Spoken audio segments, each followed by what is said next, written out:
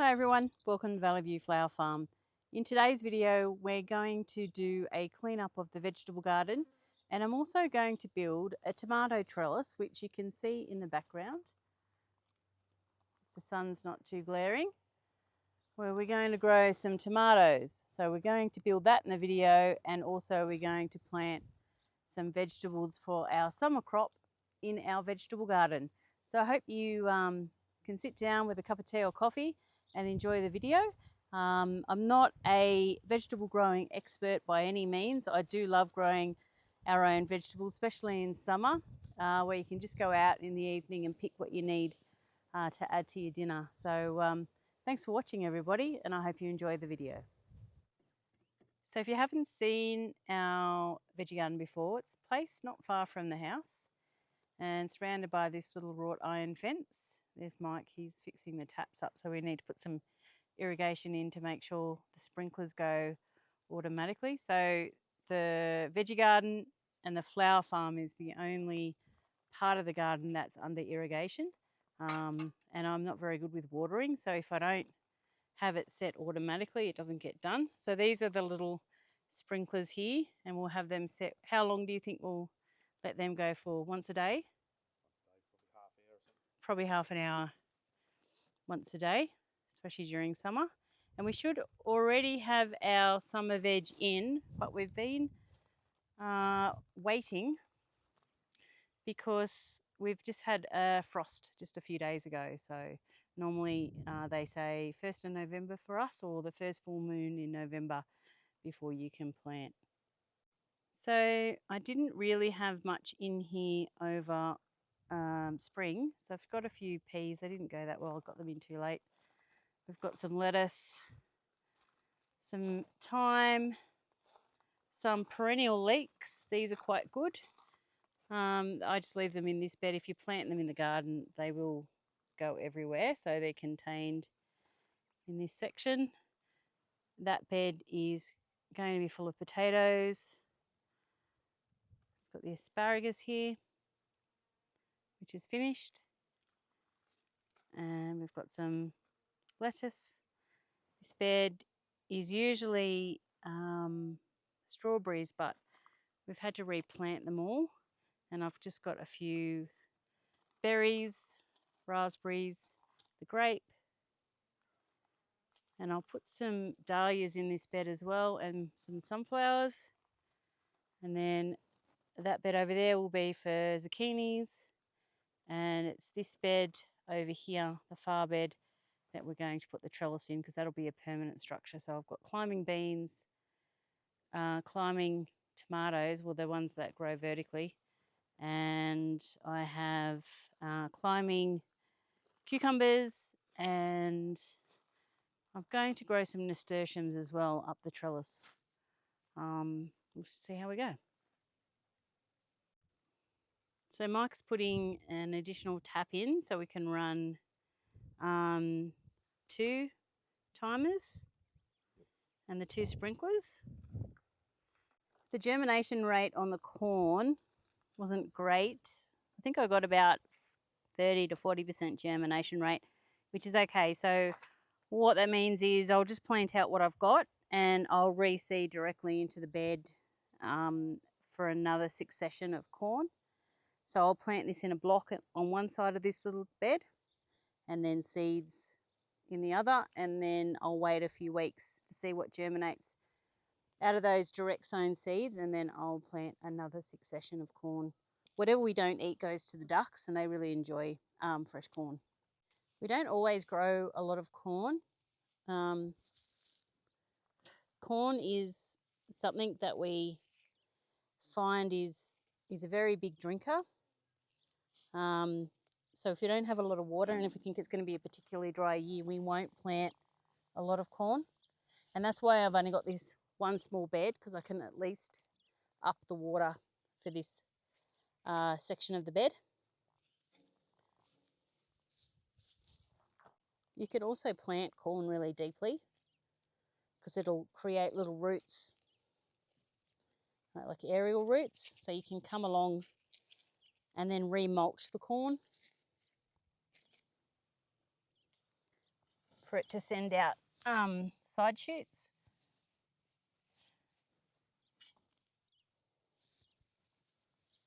So corn is self-pollinating, so that's why you plant it in clumps or grids so the corn can pollinate itself better.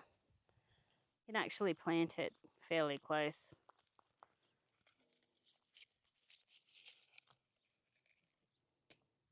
Corn does prefer to be directly sown, but I was trying to get in front by sowing it early. So we have some Blue Lake climbing beans. I got these about a month ago and they've been sitting in the greenhouse. So this is an obelisk that Mike made, and we made a pair of them, but the lady only wanted one, so now I get to have it, which is handy. So I'm going to put both of these beans up this trellis. I could put them here, but the peas are still going, so I want to keep them there. So are we supposed to have a mild November or a hot November? I thought someone said we were going to have a mild November. Yeah, and then probably above average temperatures for summer. So if we have a mild November, I'll be able to keep the peas going for a bit longer.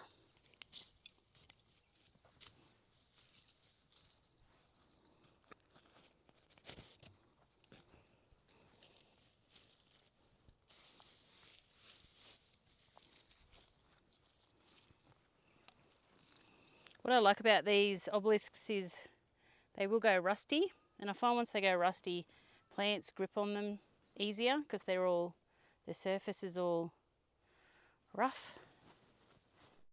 And I think they'll look good flanking the middle bed here as you walk into the veggie garden.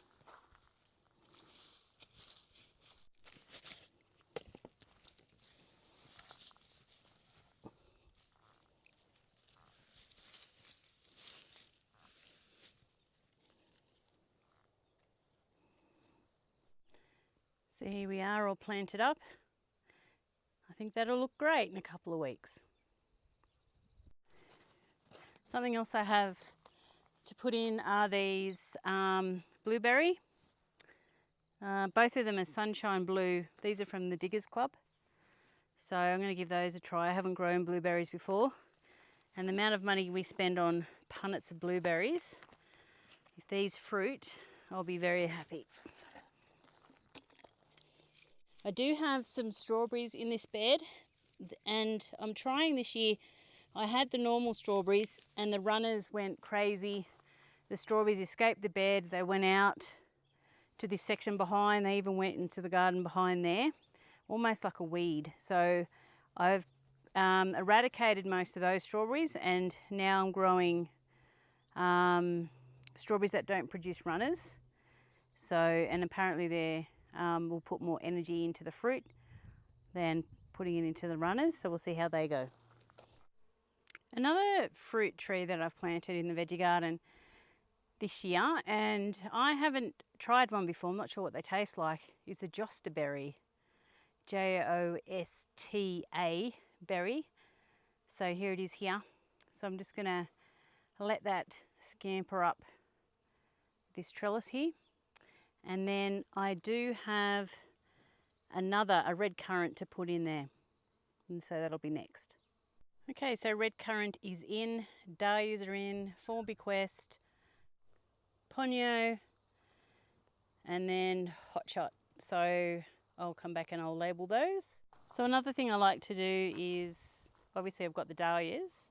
They're not as good for pollinators as other plants, but I've got this climbing snapdragon, again from Diggers.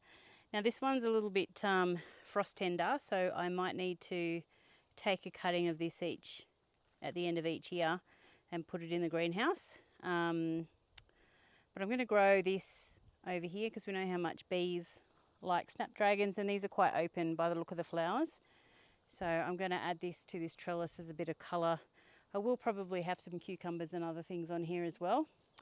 And I have just a big tray from Bunnings of just bedding marigolds. So I'm also going to add some of those around the edges of some of the beds as well. So the description on the tag is, the carmine snapdragon-like flowers of this tender twining climber create a spectacular flowering vertical screen or ground cover. An evergreen perennial in warm areas, often grown as an annual in cooler climates like ours. Plant in a sheltered area away from frost. It likes a bit of water, so this is the best spot for it. Like I said, we irrigate this area, so if I put that in the garden, it wouldn't get watered.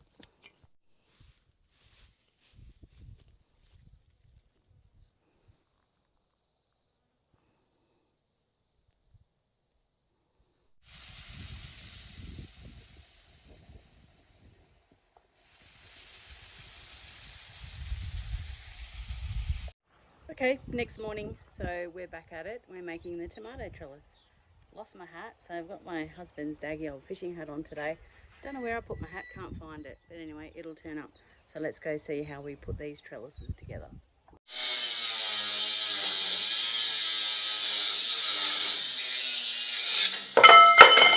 Just cut 4 posts and then 2 rails to go across the top that will form the climber for the tomatoes.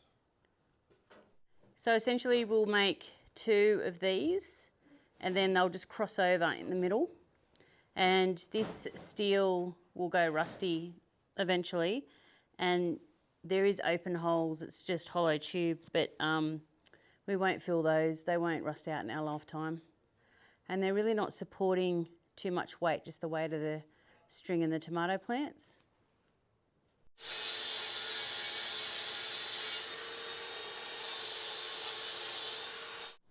So we just cleaned off some of the paint so you get good connection for the weld, and so and conductivity, but I won't film welding because I got welder's flash a couple of years ago after accidentally seeing Mike weld, and I don't want to relive that, so I'll spare myself the torment and I'll show you when it's done.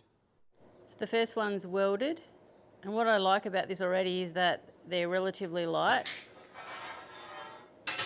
so a little bit easier to handle and manoeuvre. We're still not sure whether the length is going to work because the round beds are partially filled with rock, so we don't know how deep we're going to be able to drive them in, so it's just going to be a bit of a trial and error.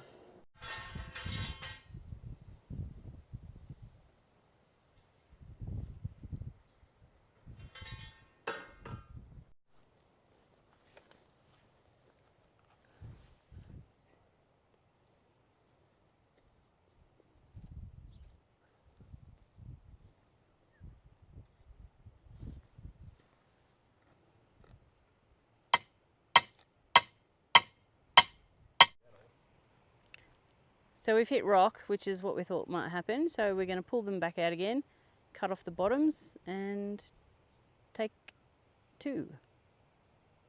The biggest mistake we made when we made these round beds, and we made these all ourselves, is the big beds in the edges, there's 4, 1 in each corner, I can't quite reach into the middle of the bed, so it's a bit of wasted space. I did have a stepladder in here, and I used to use that to get in on the bed. And I might need to buy another stepladder in order to use the most amount of space. But if I can't reach in the middle, I'll plant something in there, something like basil that I don't pick a lot of, and that will just take up space so we don't get weeds in the middle. Are you helping, Scrappy? So this is what we call a bit of farm engineering, isn't it, Mike?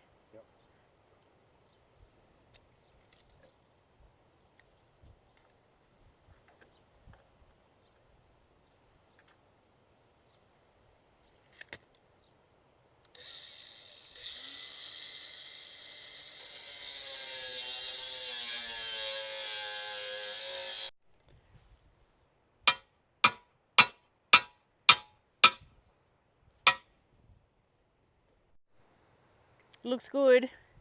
You know I'm going to need another one on the other bed on the other side just so I can be all symmetrical. It's level, is it? Of course it is. Level, straight in the middle. Yeah.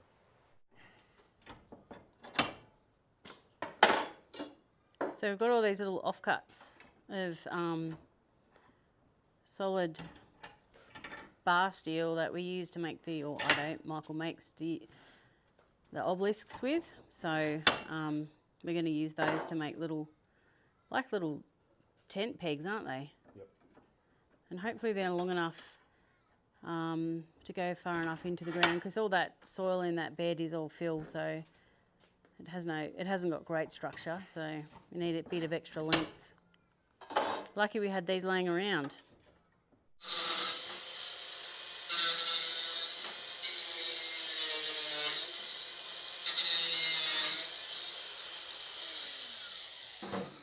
Just making a point on the end so they go in easier. That's why farmers never throw shit out.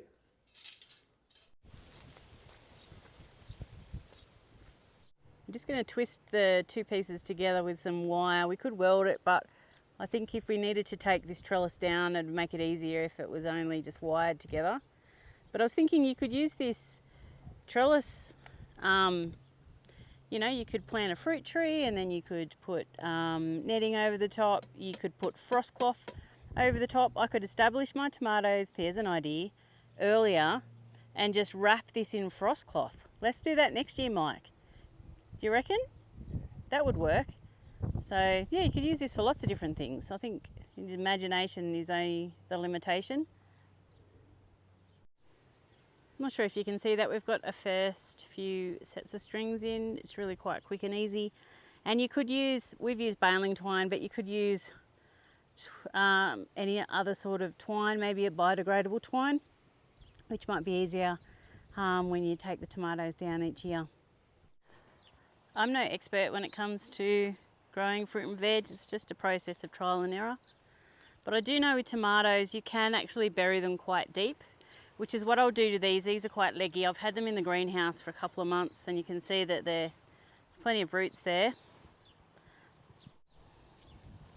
And when we put the hooks in for the twine, we hit them in on an angle. So that also gives it quite a lot of stability.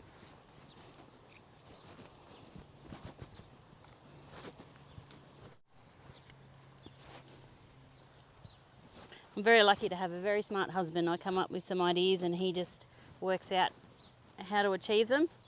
We make a good team in that way.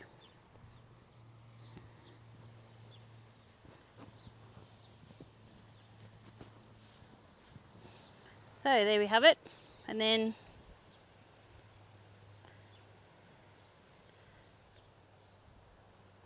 the tomatoes will grow up. And you just have to keep winding them on and then take out the other bits. And the small branches and the big side shoots I'll take out as well. So here we are. It's all done. We've got some spots we could put some extra plants in. Go closer. I put a spot for a line out in one of the gaps there for a cucumber. So I could probably repeat that. I'm just going to keep this bit area open here so I can climb up into the bed if I need to. So I think it'll work. I'll give you an update in a month or so and see what it looks like. But it's essentially just tomatoes, and they look a bit sad. They've been in the greenhouse for way too long. And climbing cucumbers. I could put other things in here, but I think that'll do for the moment. And if I had another one in the other bed, put the same bed just down there, then I'd have lots of tomatoes, but I think we're putting spuds in that one, so